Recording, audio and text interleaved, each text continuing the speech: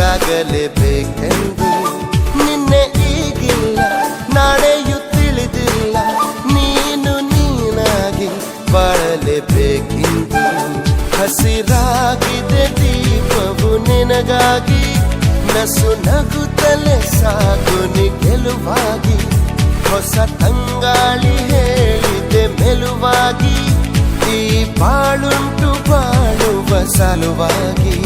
ಕಿವಿ ಮಾತೊಂದು ಹೇಳಲೆ ನಾನಿಂದು, ದಾರಿ ನಿಂತಾಗ ಸಾಗಲೇಬೇಕೆಂದು.